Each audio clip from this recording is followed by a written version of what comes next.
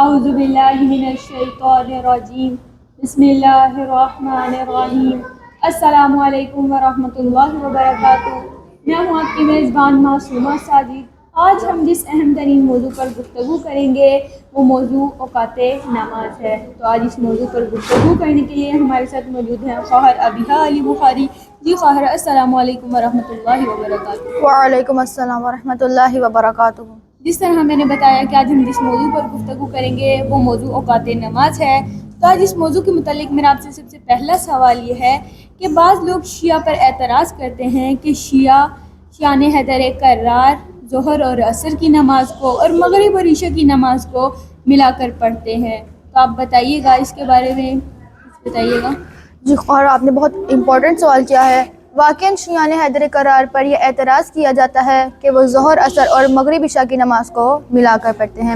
تو میں آپ کے اس سوال کا جواب قرآن مجید میں سورہ ہود کی آیت نمبر 114 سے دینا چاہوں گی کہ اللہ تعالیٰ سورہ ہود میں فرماتا ہے وَأَقِمِ الصَّلَاةَ طَرَفَيِ النَّهَارِ وَزُلَفًا مِّنَ اللَّيْلِ، اور وَأَقِمِ الصَّلَاةَ اور نماز قائم کرو طَرَفَيِ النَّهَارِ دن کے دو سروں میں، وَزُلَفًا مِّنَ اللَّيْلِ اور رات ہونے کے کچھ دیر بعد۔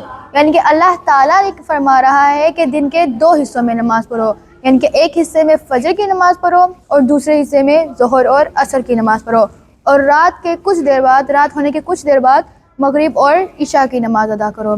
یعنی کہ اللہ تعالیٰ بھی قرآن مجید میں ظہر، عصر اور مغرب عشاء کی نماز کا ایک ہی وقت بتا رہا ہے۔ اب جب قرآن نے ہمیں یہ بتا دیا ہے، یعنی کہ اللہ تعالیٰ نے ہمیں ظہر عصر کو ملا کر پڑھنے کا اور مغرب عشاء کو ملا کر پڑھنے کا حکم دیا ہے، تو اب قرآن پر اعتراض کرنے کا، قرآن پر کوئی اعتراض کرنے کی کوئی وجہ نہیں بنتی۔ جی ماشاءاللہ مومنین کرام، جیسا کہ آپ نے دیکھا خواہر نے بہت اچھا جواب دیا۔ خواہر نے قرآن سے ہمارے سامنے اس سوال کا جواب واضح کیا۔ اللہ تعالیٰ آپ کی توفیقات میں اضافہ فرمائے، آمین۔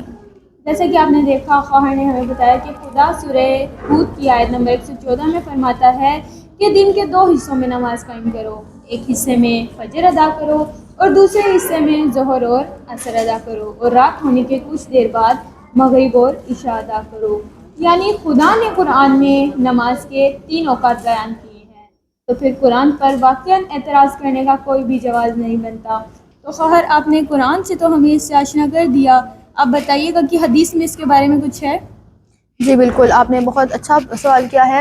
یہاں پر میں بتاتی چلوں گی کہ ویسے تو اہل بیت کی بہت سی کتابوں میں اس کے مطابق بہت سی احادیث ہیں، لیکن آج میں آپ کے سامنے اہل سنت برادران کی کتاب جو کہ صحیح بخاری ہے، اس کی ایک حدیث سے آپ کے سامنے یہ واضح کرنا چاہوں گی کہ ان کی ایک حدیث ہے صلی رسول اللہ الظہر والعصر جميعا والمغرب والعشاء جميعا فی غیر خوف ولا سفر ولا مطر، کہ رسول خدا نے ظہر اور عصر کی نماز کو ملا کر پڑھا اور مغرب اور عشاء کی نماز کو ملا کر پڑھا، بغیر کسی خوف کے، بغیر کسی سفر کے اور بغیر کسی بارش کے۔ یعنی کہ رسول خدا نے بغیر کسی وجہ کے ظہر، عصر اور مغرب عشاء کی نماز کو ملا کر پڑھا۔ تو جب ابن عباس سے لوگوں نے پوچھا کہ اس کی کیا وجہ ہے، رسول خدا نے ایسا کیوں کیا، تو انہوں نے جواب دیا اراد ان لا یخرج احدا من امتی، کہ رسول خدا نے ایسا اس لیے کیا کہ ان کی امت کہیں زحمتوں میں نہ پڑ جائے، ان کی امت کہیں مشقت میں نہ پڑ جائے، ان کی امت کہیں مشکلوں میں نہ پڑ جائے۔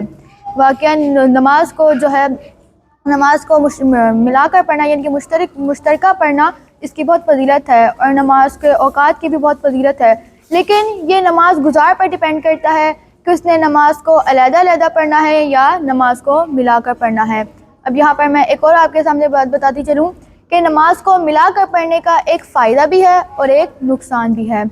فائدہ یہ ہے کہ جب آپ نماز کو، جو لوگ مزدوری کرتے ہیں یا جو لوگ جابس کرتے ہیں، ان کے لیے نماز کو علیحدہ علیحدہ کر کے پڑھنا مشکل ہو جاتا ہے، اس کی وجہ سے کبھی کبھی ان کی نماز چھوٹ بھی جاتی ہے، نماز قضا ہو جاتی ہے، تو ان کے لیے نماز کو ملا کر پڑھنا آسان ہو جاتا ہے۔ اور اس کا نقصان یہ ہے کہ جب آپ ظہر عصر کی نماز کو ملا کر پڑھتے ہیں تو اس کی نوافل کی وجہ سے نماز کی رکعات زیادہ ہو جاتی ہیں، تو نماز کی رکعات زیادہ ہونے کی وجہ سے لوگ سستی کرتے ہیں، نوافل نہیں پڑھتے، نوافل پڑھنے میں سستی کرتے ہیں، تو یہ اس کا پڑھنے کا نقصان ہے۔ جی ماشاءاللہ مومنین کرام، جیسا کہ آپ نے دیکھا خواہر نے کتنا اچھا جواب ہمارے سامنے واضح کیا۔ خواہر نے بتایا کہ ہمارے اہل سنت کی برادران کی کتاب صحیح بخاری میں حدیث ہے کہ رسول خدا نے ظہر اور عصر کی نماز اور مغرب اور عشاء کی نماز کو بغیر کسی خوف کے، بغیر کسی بارش کے، بغیر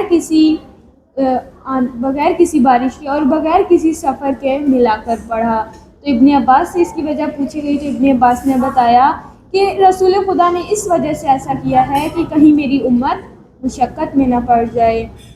اسی کے ساتھ ہمارے پروگرام کا اختتام ہوتا ہے۔ اگر اللہ تعالیٰ نے توفیق دی تو ہم دوبارہ نئے موضوع کے ساتھ ملیں گے، تب تک کے لیے اللہ حافظ۔